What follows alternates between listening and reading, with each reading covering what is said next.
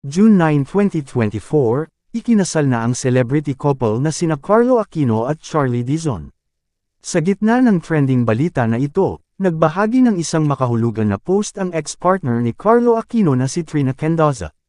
Isang larawan ng painting ang in-upload ng content creator, businesswoman sa kanyang IG account. Sa caption ng post, makikita naman ang lotus emoji. Ang lotus emoji ay nangangahulugang beauty, purity, calmness, o serenity. Ang post na ito ni Trina ay humantig sa mga netizens na nakasubaybay noon sa relasyon ni Trina at Carlo. Ayon sa ilang netizens, ramdam umano nila ang pakiramdam ngayon ng ex ni Carlo. Narito ang ilan sa mga komento ng netizens. Masakit pa rin kahit paano pero better na din. Kasi King hindi na talaga nag-work, mahirap makita ng bata, at least sa mga bata ngayon napapaliwanag na ng ayos bakit di kayo naging okay. Enjoy with your little princess, yan ang tunay na yaman mo sa buhay. Natin mga single mom. When I heard that Carlo Aquino got married today, I immediately thought of her and Mithi.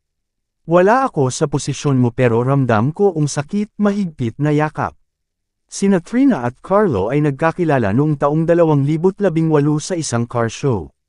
Kalaunan, sila ay nagkamabutihan hanggang sa nagbunga ang kanilang relasyon ng isang anak na ang pangalan ay Mithi.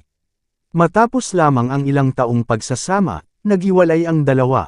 Ibinahagi ni Trina sa isang panayam na si Carlo ang siyang unang bumitaw sa kanilang relasyon.